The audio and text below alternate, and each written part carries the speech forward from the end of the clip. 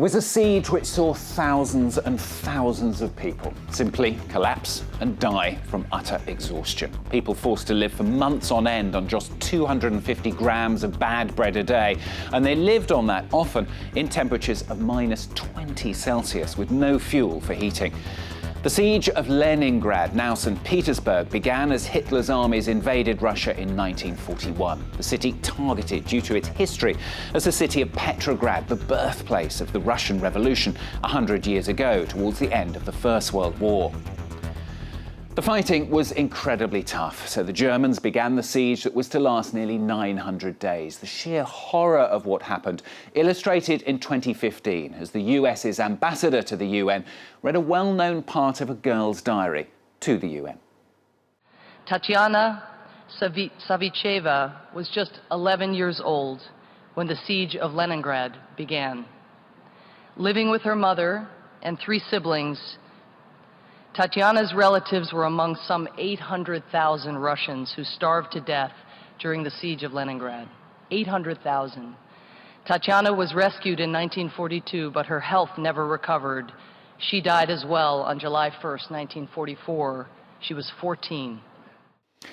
The first winter was the coldest in years as bodies piled up in the streets. German bombers pounded the city and the people endured incredible suffering, forced to eat birds and rats, and even reports of cannibalism. It wasn't until the start of 1943 that a full-scale open land corridor was opened into the city, and then not until a year later that the siege was finally lifted. Now, more than 70 years on, the people who survived trying to ensure the legacy of what happened will never be forgotten. Well, Elena Volochin revisits Leningrad for France 24.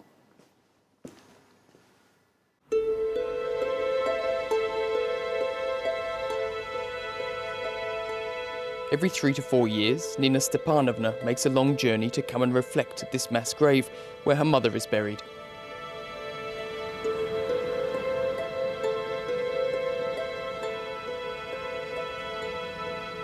In the spring of 1942, after a long winter in German-besieged Leningrad, Nina Stepanovna's mother was succumbing to cold, famine and sickness. So many people died. It was impossible for anyone to bury them. In the winter of 1941 to 42, the bodies were piled up in the courtyard. They lined them up like logs. Nina was only 10 years old, but the memory of that terrible winter remains imprinted in her brain. In November 1941, the bread ration fell sharply to 125 grams for children and those not doing physical labour, and to 250 grams for the rest. The hunger, the cold, the bombings, but hunger claimed the most lives. For example, I went to look for bread and someone was walking beside me.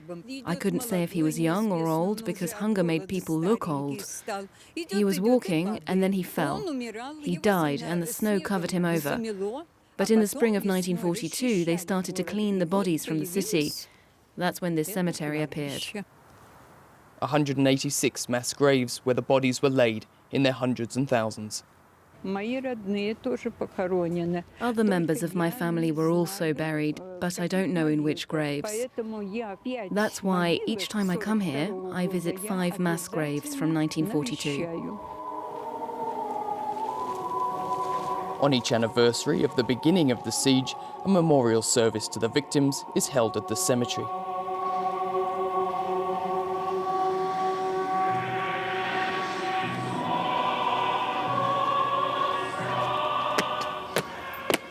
Out in front, the governor of St. Petersburg.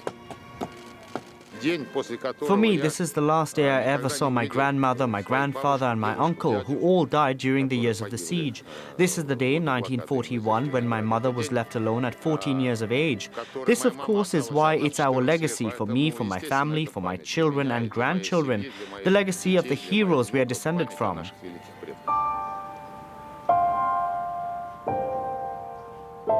It's a legacy that's still kept alive in St. Petersburg by 90,000 Blokadnikis.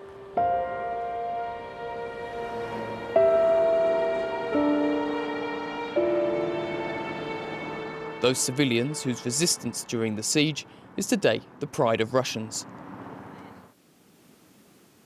The portrait of the governor was put up by Valentina Ivanovna the day he came to wish her happy birthday. At 92 years old, she heads one of the most influential associations of Blokadnikis. Here's my mother, my father and my younger brother Vasya. This photo was taken at the start of the war. I saved my little brother twice because people wanted to kill him and eat him. There were 9 men in the family, and they all died.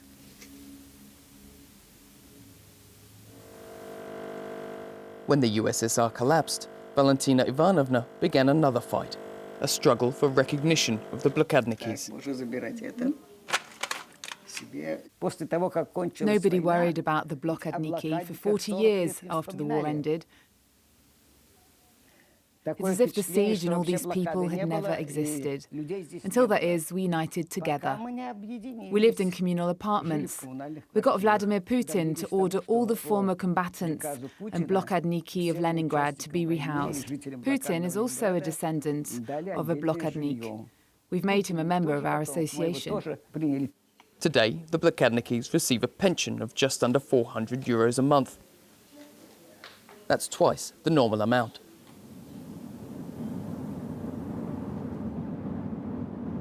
As for Vladimir Putin's father, he fought on Leningrad's Eastern Front. It's there that we follow a group of amateur archaeologists, led by veterans of the wars in Chechnya and Afghanistan. A lot of soldiers were never buried. They were declared missing. What we do is go to the combat zones where they fought and try and find the bodies. We hope to find those who fought to break the siege and give them a proper burial.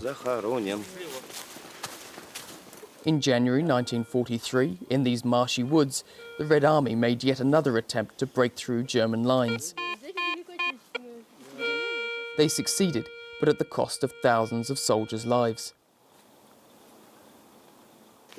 We've already found 6 fighters here. Their personal belongings are still here. There are some felt boots, so we think they spent the winter of 1942-1943 here. Here's the heel. We took out all the bones. There was a soldier in there. And this is the bayonet of a 3-line rifle. They put it on the barrel, like that, and then they charged. It's a task one might expect the state to carry out, but here it's done by volunteers. Some of their work can be dangerous. That's incredible. Oh, look at that! Caliber 76. Here it is. That's it. My day's work is done. A complete 76mm shell. That's crazy. Put it in the barrel of the tank and off it goes. The authorities only step in to recuperate explosives and organise funerals.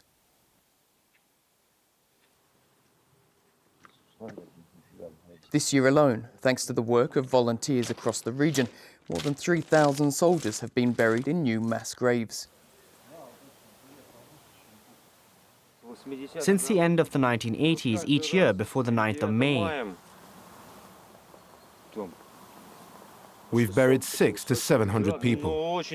we've buried large numbers here. We've been able to identify some thanks to their medals or their personal belongings. The war won't be over until the last soldier has been buried. If we forget our history, then we forget our homeland as well. It's important for our children.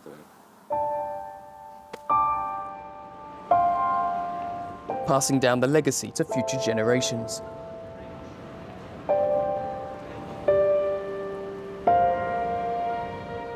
In St. Petersburg, an extra hour of history has been added to the weekly school curriculum.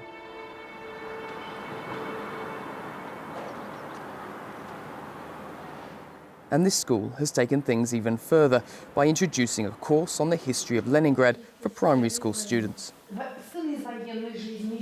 The classes take place here in the Siege Museum, founded in 1968 by students and teachers.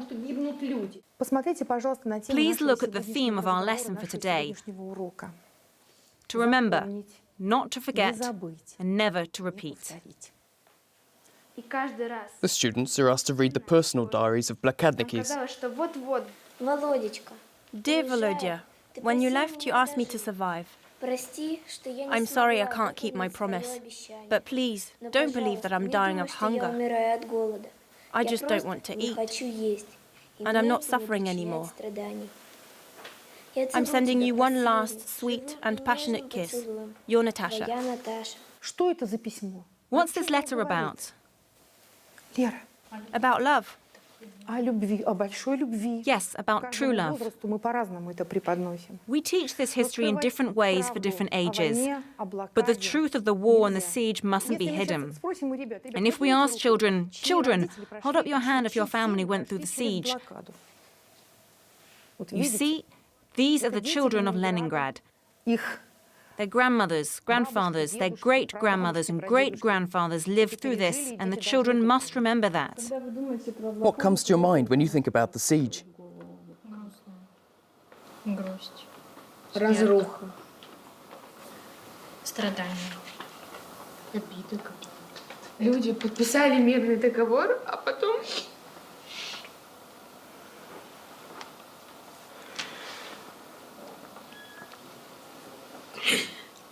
они подписали мирный договор про то, что они не будут нападать на Россию, на Советский Союз тогда, а потом взяли просто и начали убивать людей. Проигнорировали. It's a very sensitive theme for us, because no other country lost more citizens than ours. 21 million Soviet citizens lost their lives during the Second World War. A human catastrophe that in Russia today counts for far more than any doubts about Stalin's actions, including the non-aggression pact with Hitler, signed in 1939. Most Russians know Stalin as the man who defeated the Nazis, a victory which lies at the core of Russian patriotism. Please do, Lisa. It's all yours. But the children are also brought up with a love of art and literature.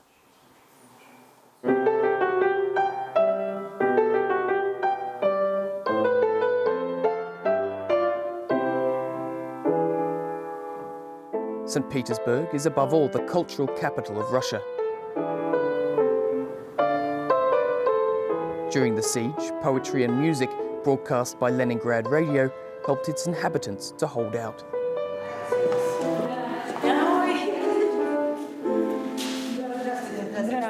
Good morning. Let's go. In 1943, Lyudmila Ivanovna was the same age as Lisa, and she too was learning to play piano in the only music school that had stayed open. Once a week, she came here to the radio centre to play the piano live on air. There was even an organ here, and the whole orchestra sat there. I was continually surprised. Why did they bring us to the radio when our hands were frozen and covered in abscesses due to scurvy and the cold, and when we were having trouble playing? Later, my teacher explained to me that if children kept coming here once a week to play music, it meant the city continued to live. This is the first time that Lyudmila Ivanovna has visited the Radio Museum. 40 years ago, ZOYA KRAVTCHYUK was one of those who helped to set it up. The radio was never silent during the siege, not for a single second. Even while there were short pauses, they broadcast either music or the sound of the metronome. They say that Churchill, who had several radio sets in his office, had one of them tuned to Radio Leningrad. And when he heard the metronome, he understood that the city hadn't surrendered. Radio Leningrad has since become Radio Petersburg. Founded in 1924, Russia's oldest radio station still has its original bas-reliefs. We decided to leave them so people understand that the radio wasn't like today, where there's music, the weather, and laid-back talk shows. The radio was an ideological megaphone that was extremely powerful. And to some extent, that's still the case today, because the same radio is the heir to the radio from the time of the siege, from which it absorbed the best traditions of loyalty, veracity, art, literature, and poetry. Although it was bought up by a large media group in the wave of privatizations that followed the fall of the USSR, Radio Petersburg now obeys the same rules as almost all the media in Russia. No criticism of those in power. So the radio does what it knows best: cultural programs, shows about social issues, and of course, remembrance. Hello, Lyudmila Ivanovna. Hello, Elena Alexandrovna. Hello, dear listeners. Lyudmila Ivanovna has been invited to speak about her theatre, which occupies a special place in St. Petersburg's bubbling cultural scene. From the Blokadnikis through to their great-grandchildren. On stage, 4 generations keep this memory alive, a memory so cherished by the people of Leningrad.